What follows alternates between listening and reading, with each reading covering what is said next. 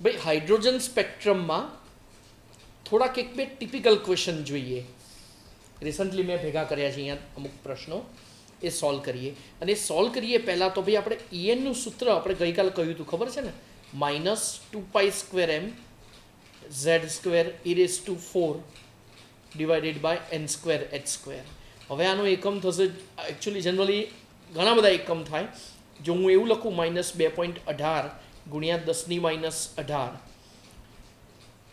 બરાબર, જેને આપણે રીડબર્ગ અચળાંક કહીએ છીએ, બરાબર, અને આના ગુણ્યા આવશે 1/n², બરાબર. અને જો આપણે ઝેડ હાઇડ્રોજન પરમાણુ ગણીએ તો ઝેડ બરાબર 1 લઈએ છીએ, પણ આનો એકમ થાય છે જૂલ. ચલો, આ તમને ખ્યાલ હશે. હવે આનું મૂલ્ય જો મારે ઇલેક્ટ્રોન વોલ્ટમાં લખવું હોય તો શું થાય ખબર છે? -13.6/n² electron volt.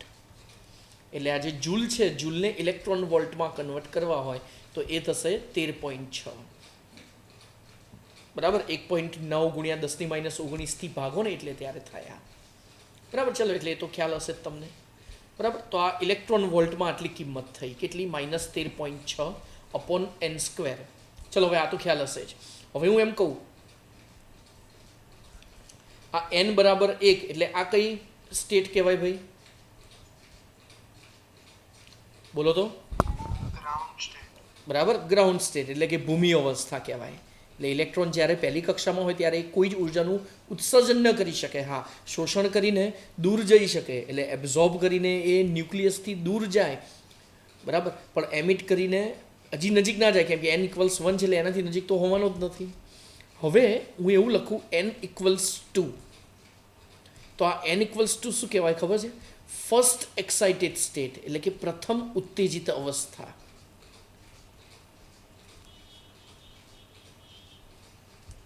બરાબર, એ રીતે હું લખું અહીંયા n = 3, તો આ કહેવાય સેકન્ડ એક્સાઇટેડ સ્ટેટ, એટલે આ દ્વિતીય ઉત્તેજિત અવસ્થા. બરાબર, પછી 3, 4, 5 એમ ઇન્ફિનિટિવ લેવલ હોય, અનંત લેયર હોય, ખબર છે ને? તો હા, હવે હું એમ કહું કે જો ઇલેક્ટ્રોન n બરાબર 1 છે તો એવા ઇલેક્ટ્રોનની એનર્જી, ઉર્જા કેટલી થાય? n = 1 એટલે કે ભૂમિ અવસ્થા, ગ્રાઉન્ડ સ્ટેટ. તો En = શું લખાય? n = 1 એટલે n = 1, 1 નો સ્ક્વેર 1, એટલે અહીંયા ઓવરઓલ થશે -13.6 ઇલેક્ટ્રોન વોલ્ટ. ચલો, n = 2 કહું તો કેટલું થાય? -13.6 ભાગ્યા કેટલા કરવા પડશે? 4 કરવા પડશે, બરાબર. અને 13.6 ભાગ્યા 4, તો 4 વડે ભાગો તો કેટલા થશે? 4 તરી 12, પછી 16, એટલે 4 ચોક 16, બરાબર. કેટલા થશે? 3.4 ઇલેક્ટ્રોન વોલ્ટ. ચલો, n = 3 હોય તો કેટલા થશે?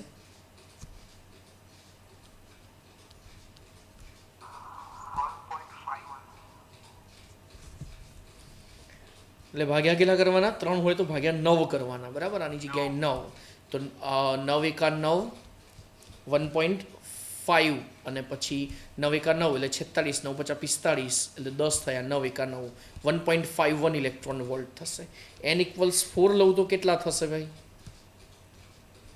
આના ભાગ્યા 16 કરવાના હવે, બરાબર. 13.6 ભાગ્યા 16 તો કેટલા થશે? 0.85. ભાઈ કેલ્સીનો ઉપયોગ નથી કરવાનો, બરાબર, કેલ્સી વગર જ આપણે કરવાનું છે. તો આટલી કિંમતો છે ને તમારે એકવાર ખાલી માઇન્ડમાં રાખવી પડશે, બાકી એમને બી તમને ખ્યાલ તો આવી જ જશે, બરાબર. એટલે હવે આજે આપણે વધારે બહુ જ લિમિટેડ ક્વેશ્ચન્સ કરવાના છે, બરાબર. પણ એનું એક આ ફંડામેન્ટલ ખબર હોવી જોઈએ કે ભાઈ જ્યારે ઇલેક્ટ્રોન આનો આજે આપણે ઉર્જા લખીએ એનો મતલબ શું ખબર છે?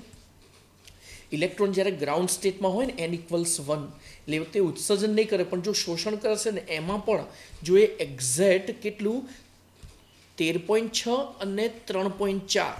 હવે જો પહેલી કક્ષામાં હોય ત્યારે એની ઉર્જા આટલી હોય, આની એનર્જી એટલી હોય, અને બીજી કક્ષામાં હોય ત્યારે તેની ઉર્જા -3.4 હોય. આ બેનો ડિફરન્સ કેટલો આવે ભાઈ? 13.6 - 3.4 એટલે કેટલા થાય? 10.2 થાય ને? હા. પછી એવી રીતે બીજાથી ત્રીજાનો ડિફરન્સ કેટલો?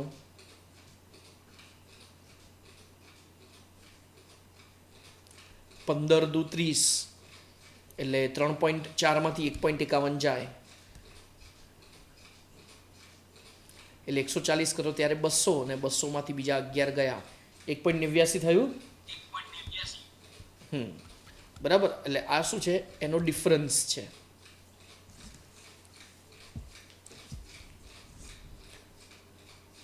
બરાબર, આ એનો ડિફરન્સ છે. એટલે આનો મતલબ શું ખબર? જ્યારે બીજામાંથી ત્રીજામાં જાય ત્યારે આટલો ડિફરન્સ, એ રીતે પહેલામાંથી ત્રીજામાં જાય ત્યારે આટલો ડિફરન્સ. ચલો, એટલે એટલો ખ્યાલ આવી ગયો હશે તમને. પણ ચલો, એટલું તો ક્લિયર. હવે n=1 હોય ત્યારે એવા ઇલેક્ટ્રોનની ઉર્જા કેટલી? -13.6 ઇલેક્ટ્રોન વોલ્ટ. ચલો, બીજી કક્ષામાં હોય ત્યારે તેની ઉર્જા કેટલી? -3.4 ઇલેક્ટ્રોન વોલ્ટ. ત્રીજી કક્ષામાં હોય ત્યારે તેની ઉર્જા કેટલી? -1.51 ઇલેક્ટ્રોન વોલ્ટ. અને ચોથી કક્ષામાં હોય ત્યારે -0.85 ઇલેક્ટ્રોન વોલ્ટ. બરાબર. હવે ક્વેશ્ચન આપણો આવો છે. ક્વેશ્ચનમાં એવું લખ્યું છે કે ઇલેક્ટ્રોન છે ને ભૂમિ અવસ્થામાંથી 10.3 ઇલેક્ટ્રોન વોલ્ટ જેટલી ઉર્જાનું શોષણ કરે છે. ઇલેક્ટ્રોન એટલે હાઇડ્રોજન પરમાણુનો, આખું વ્યવસ્થિત ક્વેશ્ચન લખ્યો તો આવું થાય. હાઇડ્રોજન પરમાણુનો ઇલેક્ટ્રોન ભૂમિ અવસ્થામાં, હાઇડ્રોજન પરમાણુનો ભૂમિ અવસ્થામાં રહેલો ઇલેક્ટ્રોન 10.3 ઇલેક્ટ્રોન વોલ્ટ જેટલી ઉર્જા ધરાવતા વિકિરણનું શોષણ કરે છે.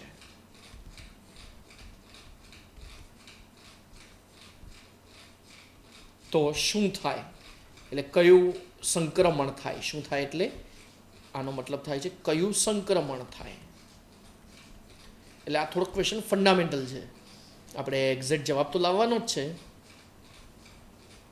પણ ફંડામેન્ટલનો અર્થ શું કે ક્વેશ્ચન પરથી તમને પ્રોપર ખ્યાલ આવી જશે હું શું કહેવા માગું છું. બરાબર, આખું સોલ્વ થશે ને પછી જરા આઈડિયા આવશે કે આ ક્વેશ્ચન કયા ટાઈપનો છે અને એક્ઝામમાં કઈ રીતે પૂછશે, તમને પોતાને જ ખ્યાલ આવી જશે. ચલો, એટલે હવે હમણાં આપણે પેલું જે લખ્યું એ તો ખબર પડી ગઈ. હવે જો તમને એ ખબર છે કે ઇલેક્ટ્રોનની જે ઉર્જા છે એનો ડિફરન્સ તમને ખબર છે, ડેલ્ટા ઈ ઉર્જા તફાવત. બરાબર, અને તફાવત કેટલો છે ભાઈ? 10.3 ઇલેક્ટ્રોન વોલ્ટ. હવે આ તફાવત કોનો હોવાનો? હવે ચલો, ભૂમિ અવસ્થામાં છે એટલે આપણે E1 ઉર્જા સ્તર ફિક્સ છે. બરાબર, અને E2 ઉર્જા સ્તર E1 - E2 આ તમને આપ્યા છે 10.3. હવે E1 કેટલો હોવાનો? ભૂમિ અવસ્થા, ભૂમિ અવસ્થામાં ઇલેક્ટ્રોનની ઉર્જા કેટલી હોવાની? કેટલી? -13.6 -E2 = 10.3. એટલે આ E2 -E2 આ બાજુ આવે અને -13.6 કેટલો છો માર્યો મેં? નહીં, E1 કરતાં E2 ની વધારે જ હોય. હા, એટલે +10.3. એટલે ડિફરન્સ કેટલો આવ્યો ઇન શોર્ટ એ બોલો તો?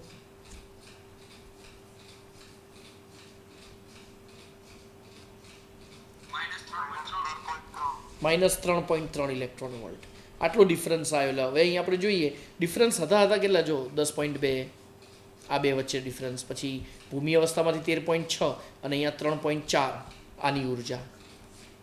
એટલે હવે આનો મતલબ એવો થયો કે જ્યારે ઇલેક્ટ્રોન 3.3 ઇલેક્ટ્રોન વોલ્ટ જેટલી ઉર્જા E2 ની થાય બીજા લેવલની. બરાબર, અને અહીંયા એની ઉર્જા છે કેટલી? 3.4. એટલે હવે પેલો ડિફરન્સ આવ્યો 3.3નો. એટલે એનો મતલબ શું થયો? આ બધા છે ને માન્ય સંક્રમણ છે. એટલે ઇલેક્ટ્રોન કહેવાનો મતલબ શું કે ઉર્જા વધે અને 3.3 જેટલું જ સુધી જ પહોંચે છે. ખબર પડી? અને ત્યાંથી રિટર્ન આવે છે. હવે જુઓ, ફોટોગ્રાફિક પ્લેટ ઉપર જે પહેલી રેખા મળે છે એ કઈ શ્રેણીની હોય ભાઈ? લાઇમેન શ્રેણીની હોય. હા, અને લાઇમેન શ્રેણીની જે પહેલી રેખા મળે છે એની ઉપર કશું મળતું જ નથી. અને જે પહેલી રેખા મળે છે એનું માન્ય સંક્રમણ કયું? 2 થી 1. અને 2 થી 1નો ડિફરન્સ કેટલો હોવાનો ભાઈ? 13.6 અને 3.4 વચ્ચેનો. એટલે કેટલો? 10.2નો ડિફરન્સ હોવાનો. બરાબર, એટલે એટલું જ વિકિરણ એક્ઝેક્ટ શોષણ કરવાનો છે. તો 3.3 તો એક્ઝેક્ટ અહીંથી એ પાછો આવે, અને અહીંથી પાછો આવે એની કોઈ રેખા તમને મળી નથી રહી. એનો મતલબ એ થયો કે અહીંયા ડિફરન્સ જે આવ્યો તમારો 3.3 એ મૂલ્યવાળું તો કોઈ વિકિરણ જ નથી. દેટ મીન્સ આ વિકિરણનું એ શોષણ જ નહીં કરે. હાઇડ્રોજન પરમાણુનો ઇલેક્ટ્રોન આ ઉર્જા ધરાવતા વિકિરણનું શોષણ નહીં કરે. બરાબર, એ શોષણ જ નહીં કરે. કેમ શોષણ નહીં કરે? કેમ કે જો શોષણ કરત તો પછી ફોટોગ્રાફિક પ્લેટ પર એની રેખા મળવી જોઈએ ને, પણ એ રેખા નથી મળી રહી. ધેટ મીન્સ એનું શોષણ થઈ નથી રહ્યું. બરાબર, ઓકે. Next question.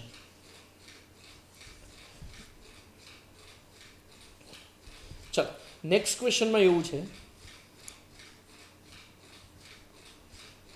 He1+ ના ઇલેક્ટ્રોન માટે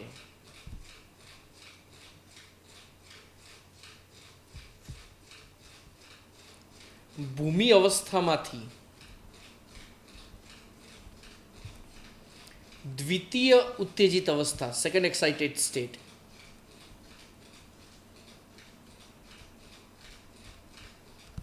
માં સંક્રમણ કરવા અથવા તો કૂદકો મારવા, જમ્પ કરવા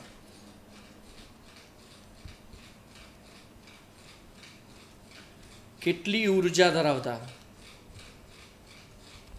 ફોટોનનું શોષણ કરવું પડે? બરાબર, આન્સર ઇલેક્ટ્રોન વોલ્ટમાં જ લાવવાનો છે. ઓકે, તો ભાઈ ક્વેશ્ચન સોલ્વ કરવા માટે સૌપ્રથમ તો આપણે ઉર્જાનો ફેરફાર જ પૂછ્યો છે તમને. બરાબર, એટલે આપણે E3 - E1 કરી દો. બરાબર, હવે જો આનો ડિફરન્સ એનનું ફોર્મ્યુલા શોધું, -13.6/n², ઇલેક્ટ્રોન વોલ્ટ. બરાબર, એટલે -13.6 માઇનસમાં અને અંદર આવશે 1/, જો પહેલાં હું પ્લસવાળું ટર્મ લઉં તો 1/n1² - 1/n3². ચલો, આટલું તો બરાબર જ છે. હા, આની સાથે મારે લખવું પડશે Z². યાદ આવ્યું? કેમ? કેમ કે આ હિલિયમ છે. હાઇડ્રોજન હો તો તમે Z = 1 એટલે તમે આ ટર્મ ના લખો તો ચાલે. અહીંયા આપણે આ ટર્મ લખવી પડશે. એટલે 13.6 1/n1 એટલે તો પહેલી કક્ષા ભૂમિ અવસ્થા લખ્યું છે, એટલે કેટલું થશે? 1² -1/9 થશે. આ ક્લિયર? બીજું, દ્વિતીય ઉત્તેજિત અવસ્થા એટલે શું ભાઈ? n = 1 એટલે ભૂમિ અવસ્થા, n = 2 એટલે પ્રથમ ઉત્તેજિત અવસ્થા, અને તમને દ્વિતીય ઉત્તેજિત અવસ્થા એટલે ખબર પડવી જોઈએ કે n બરાબર કેટલા થશે? 3 થશે. બરાબર, અને બીજું Z, હિલિયમનો પરમાણુ ક્રમાંક કેટલો ભાઈ? 2, એટલે અહીંયા આપણે 2² લઈશું. એટલે -13.6 ગુણ્યા 9 × 9, 9 - 1 એટલે 8/9 અને ગુણ્યા 4. બરાબર, હવે ચલો 3 ને 6 9 ને 10. ઓકે, એટલે અહીંયા આપણે 5 લઈ લો તો 9 વડે તમે ભાગી શકશો. પછી તો સિમ્પલ ગુણાકાર જ રહે. 9 વડે ભાગો તો કેટલા થાય? 5 લઈ લઈશું તો 9 × 9 અને 45, 9 × 50 = 45 એટલે 1.5. એટલે 8 ચોક 32, 32 ના દોઢા કેટલા થાય ભાઈ? 32 માં એના અડધા 16 ઉમેરો એટલે 48 થઈ ગયું ને. એટલે -48 આસપાસ આન્સર આવશે. બીજું આપણે 13.6 એટલે આપણો જવાબ થોડોક ઓછો છે, એટલે 48 પોઈન્ટ સમથિંગ આવે. બરાબર, 48 કરતાં મોટા આવવાના ને, કેમ કે 13.6 હતા અને મેં અહીંયા આટલા જ લીધા હતા એટલે. બરાબર, એટલે ખ્યાલ આવી ગયો હશે. તો એટલે -48 પોઈન્ટ સમથિંગ આવશે.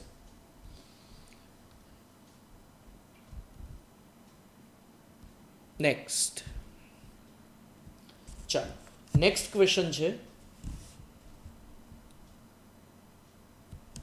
હાઇડ્રોજન પરમાણુ નો ઇલેક્ટ્રોન કેટલી ઉર્જાનું શોષણ કરીને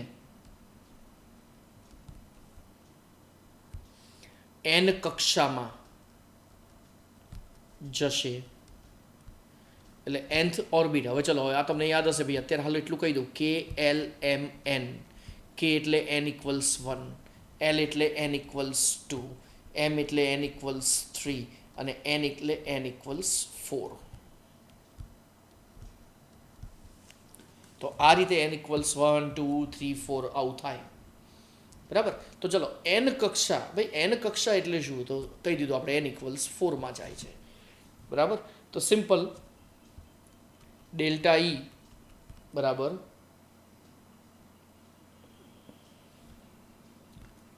ઓકે, કેટલી ઉર્જાનું શોષણ કરીને પ્રથમ ઉત્તેજિત અવસ્થામાંથી, ક્વેશ્ચન મારો થોડોક અધૂરો રહી ગયો, પ્રથમ ઉત્તેજિત અવસ્થામાંથી n કક્ષામાં જશે. ચલો પ્રથમ ઉત્તેજિત અવસ્થા એટલે કેટલી ભાઈ, n ઇક્વલ્સ 2. એટલે એટલી ખબર પડી ગઈ કે ચોથા પર જાય છે બીજામાંથી, એટલે આપણે E4 માઇનસ E2. બરાબર. એટલે આ થશે -13.6 એઝ યુઝ્યુઅલ, 1/4નો સ્ક્વેર માઇનસ 1/2નો સ્ક્વેર, એટલે -13.6. અને બીજું હાઇડ્રોજન જ છે એટલે આપણે z બરાબર 1 એટલે બીજું કશું આપણે લખવાની જરૂર નથી. અહીંયા આવવાનું તો 1નો સ્ક્વેર જ આવવાનો છે. બરાબર. અને અહીંયા શું આવશે બોલો, 1/16 માઇનસ 1/4. એટલે ઉપર નીચે 4 વડે ગુણો એટલે -1 - 4 એટલે -3, એટલે -13.6 ઇન્ટુ -3 ડિવાઇડેડ બાય 16. સિમ્પલ. બરાબર. ઇલેક્ટ્રોન વોલ્ટમાં આન્સર આવશે. બોલો તો કેટલો આન્સર આવે?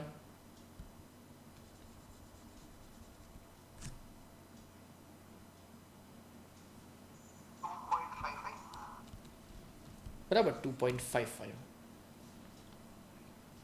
બરાબર. ઘણીવાર આ લોકો શું કરે, ઓપ્શનમાં છે ને નેગેટિવ સાઇન આવી મૂકી દેશે, પણ એટલી ખબર પડવી જોઈએ ભાઈ અહીંયા એબ્ઝોર્બ જ કરે છે, શોષણ જ કરે છે, એટલે તો ઓલવેઝ પોઝિટિવ જ આવવાનો. બરાબર. એ એક ધ્યાન રાખવાનું તમારે. બરાબર. એટલે શું પૂછ્યું છે ખાસ એ જોવાનું. નેગેટિવ સાઇન શું ઇન્ડિકેટ કરે કે અહીંયા ઉર્જાનું ઉત્સર્જન થાય છે, એમિટ થાય છે ઉર્જા. બરાબર. અને અહીંયા શોષણ થાય છે એટલે પોઝિટિવ આવવાની સાઇન. બરાબર. એટલે એ ખાસ તમારે ધ્યાન રાખવાનું.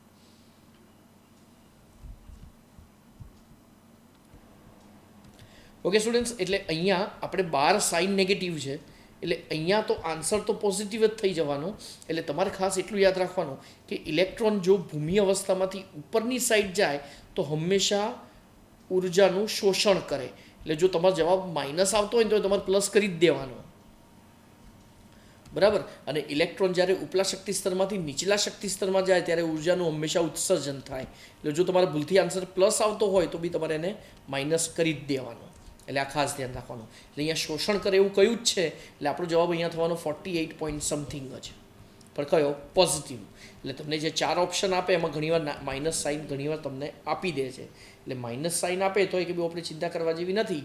આપણે પેલું ખાસ આ ધ્યાન રાખવાનું કે ક્વેશ્ચનમાં તમને શું પૂછ્યું છે એની ઉપર તમારે ખાસ ફોકસ કરવાનું. બરાબર. એટલે હા, એટલે અહીંયા સાઇન માઇનસ જ આવવાની. બરાબર. પણ હું અહીંયા જવાબમાં શું લખીશ, પ્લસ જ લખીશ. એ તો ખ્યાલ આવી ગયો ને. બરાબર. એટલે આ હતા 3 ક્વેશ્ચન્સ આજના. બરાબર. એટલે ચલો તો ભાઈ લેક્ચર આજનો પૂરો. અને હવે આવા ક્વેશ્ચન્સ તમારે બીજા હવે સોલ્વ કરવાના થશે. આમાં હવે બીજું કશું એ લોકો નવું લાવતા નથી. બસ ખાલી મારે તમને ખાસ પેલું જે શોષણ ઉત્સર્જન ખાલી આમાં સમજાવવું હતું. બરાબર. તો હવે તમારી રીતે ભાઈ જે બી મટીરિયલ હોય એના સોલ્વ કરવા માંડો. બરાબર. અને સોલ્વ કરી નાખો.